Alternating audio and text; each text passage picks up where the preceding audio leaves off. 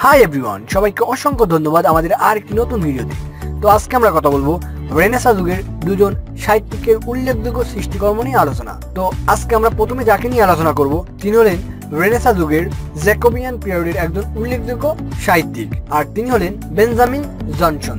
Benjamin Johnson জন্মেছিলেন 1572 সালে এবং মৃত্যুবরণ করেন 1637 সালে। তিনি ছিলেন একজন English playwright, poet, actor and literary critic. Benjamin Jonson ছিলেন ফার্স্ট গ্রেট নিউ ক্লাসিস্ট এবং তাকে ডাকা হয় কমেডি অফ হিউমার নামে। বেন জনসন 1616 সালে শেক্সপিয়ারের মৃত্যুর পর রাজা জেমস কর্তৃক ইংল্যান্ডের পয়েট লরেট উপাধিতে ভূষিত হন। বেন জনসন সবচেয়ে বেশি বিখ্যাত তার every Man in His humour নাটকের জন্য, আর এই every Man in His humour নাটকের অভিনেতা ছিলেন শেক্সপিয়ার। আর বেন জনসনের সমস্ত কমেডিগুলোই কানেক্টেড মেডিকেল থিওরির সাথে। তো এখন আমরা বেন জনসনের উল্লেখযোগ্য কিছু সাহিত্যিক কর্মগুলো দেখব, যেগুলো খুবই গুরুত্বপূর্ণ বিশেষ পরীক্ষার জন্য। তো প্রথমেই Every Man in His Humour, Every Man out of His Humour, Volpone, the Alchemist, the Silent Woman, Bartholomew Fair and last one is a Tale of Tub. তো যারা মনে রাখতে পারেন না, শুধু তাদের জন্য একটা শর্টকাট, যেমন ইভাস, ইতে আসছে every Man in His Humour, Every Man out of His humour. V থেকে আসছে ভলপনি, এ থেকে আসছে দি আলকেমিস্ট অ্যান্ড এস থেকে আসছে দি সাইলেন্ট ওম্যান। সো এগুলোর ভিতরে ভলপনি 37তম BCS এ এসেছিল। যেমন প্রশ্নটি ছিল who has written the play Volpone. So যদি আপনারা জানেন ভলপনি কে লিখেছে, সহজে অ্যান্সার করতে পারবেন। তো এই ছিল বেন জনসন নিয়ে আমাদের আজকের আলোচনা। তো এরপর আমরা যাকে নিয়ে আলোচনা করব তিনি হলেন কমনওয়েলথ সময়ের পিউরিটান যুগের একজন উল্লেখযোগ্য সাহিত্যিক জন মিল্টনকে নিয়ে। জন মিল্টন জন্মেছিলেন 1608 সালে এবং মৃত্যুবরণ করেন 1674 সালে ইংল্যান্ডে। তিনি ছিলেন একজন এপিক পয়েট, পলেমিস্ট অ্যান্ড তাকে বলা হয় man of letter. John Milton ছিলেন the great master of blank verse.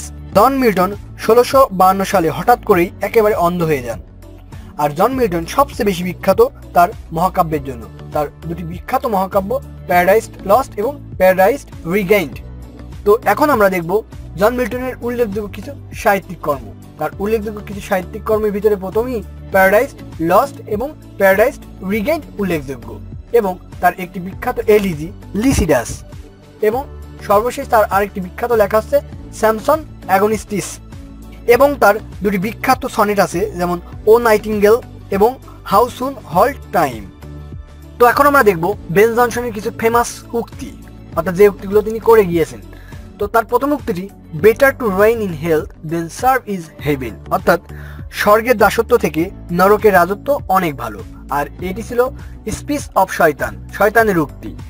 আর এটি প্যারাডাইজ লস্টের একটি বিখ্যাত উক্তি, এবং তার আরেকটি বিখ্যাত উক্তি childhood shows the man as morning shows the day, অর্থাৎ সকালেই বোঝা যায় দিনটি কেমন যাবে, তেমনি শিশুবেলায় বোঝা যায় শিশুটি কেমন হবে, অর্থাৎ তার প্রতিভা কেমন হবে। আর এটি প্যারাডাইজ রিগেনের একটি বিখ্যাত উক্তি। তো এই ছিল জন মিল্টন নিয়ে আমাদের আজকের আলোচনা। তো বন্ধুরা, এই ছিল জন মিল্টন এবং বেন জনসন নিয়ে আজকে আমাদের আলোচনা। তো আশা করি আপনাদের এই ভিডিওটি আপনাদের BCS পরীক্ষাতে একটু হলেও উপকারে আসবে। আর যারা আমাদের চ্যানেলে নতুন তারা অবশ্যই আমাদের চ্যানেলটি সাবস্ক্রাইব করবেন, কারণ ভবিষ্যতে আমরা BCS ইংলিশ সাহিত্যের উপরে আরও কিছু ভিডিও আপনাদের জন্য নিয়ে আসবো। তো আপনারা সে পর্যন্ত ভালো থাকবেন, আর অবশ্যই আমাদের ভিডিওতে লাইক, কমেন্ট, শেয়ার করবেন। সবাই ভালো থাকবেন, ধন্যবাদ।